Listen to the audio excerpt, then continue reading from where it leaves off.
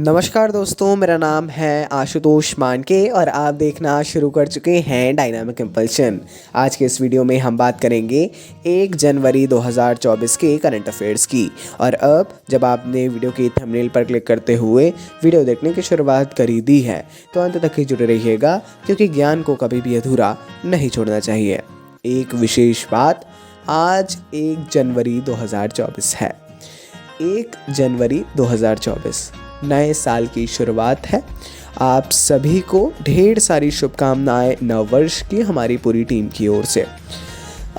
इस नव वर्ष में काफ़ी सारे रेजोल्यूशंस कहते हैं आपने लिए होंगे, उन्हीं को लेकर अपने कार्य करते रहिए। नहीं लिए हैं तो कोई भी बात नहीं है, 1 2 3 है ना, ले लीजिए। वीडियो समाप्त होने के बाद ज़रूर इस बारे में सोचिए, पूरा करने के लिए कुछ लक्ष्य बनाइए। साल भर के तो बनाइए ही बनाइए, महीनों के भी बनाइए और हफ्तों के भी बनाइए। चलिए इसी बात के साथ शुरू करते हैं वीडियो को पहली जानकारी के साथ। पहली जानकारी, केंद्र शासित प्रदेश जम्मू कश्मीर के उपराज्यपाल श्री मनोज सिन्हा जी ने सांबा जम्मू में विकलांग व्यक्तियों, विकलांग जन जिन्हें कहते हैं, विकलांग जनों के कौशल विकास, पुनर्वास, उनके सशक्तिकरण, उनके जीवन को और भी ज़्यादा खुशहाल बनाने के लिए एक समग्र क्षेत्रीय केंद्र का आधिकारिक उद्घाटन करते हुए स्मारक पट्टिका का अनावरण किया है।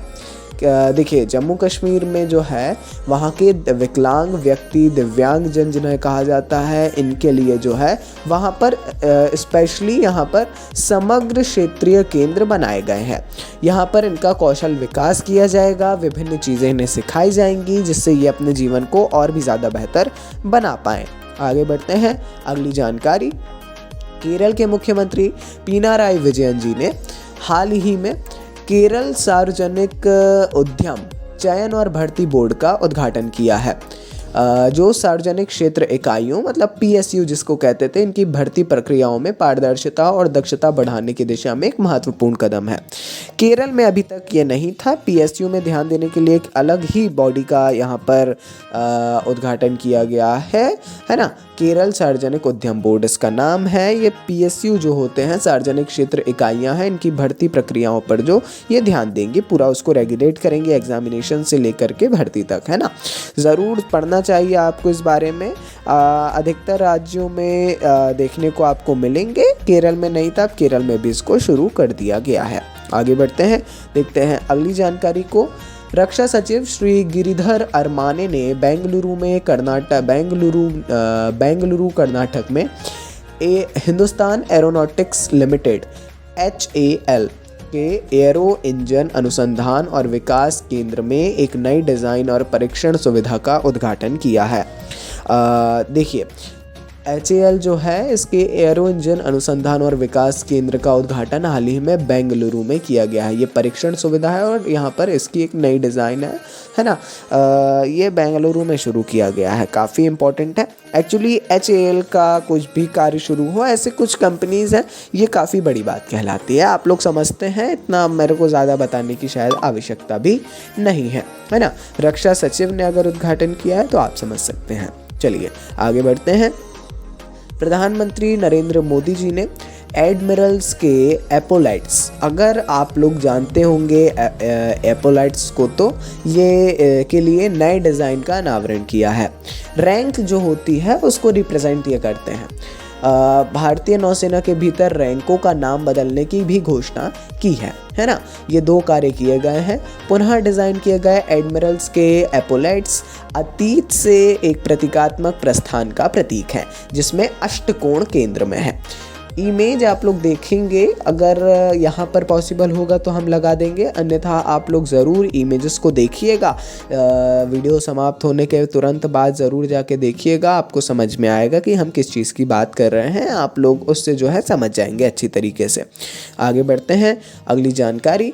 लद्दाख के बुनियादी ढांचे को बढ़ाने की दिशा में एक महत्वपूर्ण कदम में केंद्रीय मंत्री नितिन गडकरी ने घोषणा की कि सरकार ने क्षेत्र में 29 सड़क सड़क परियोजनाओं के लिए 1170 लगभग 1170 करोड़ रुपए की मंजूरी दी है। और 16.16 है तो 16 लाख अबाउट में है, ये समझा जा सकता है ना।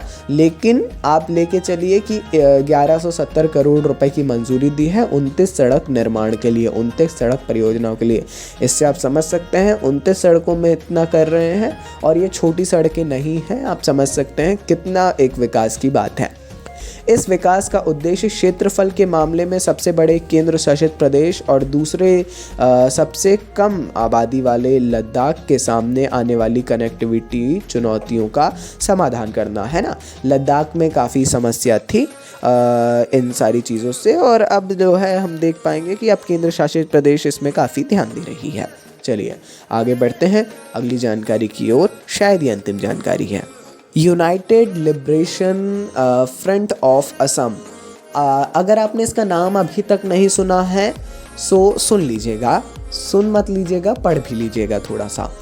इसके उल्फा इसको कहा जाता है इंग्लिश में, ULFA के वार्ता समर्थक गुट ने केंद्र और राज्य सरकारों के साथ एक ऐतिहासिक शांति समझौता किया, जो असम में दशकों से जारी उग्रवाद को समाप्त करने की दिशा में एक बहुत महत्वपूर्ण कदम है।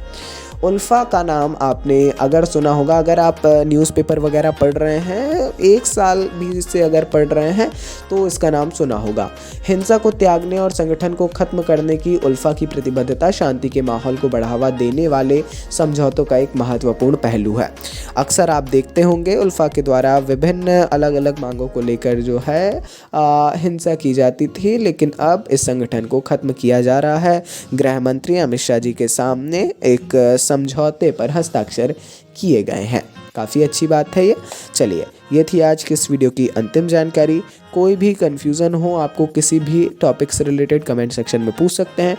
जितनी जानकारी हमने दी है ज़रूर उसको याद रखिएगा, ज़रूर जो हमने बोला है उसको करिएगा।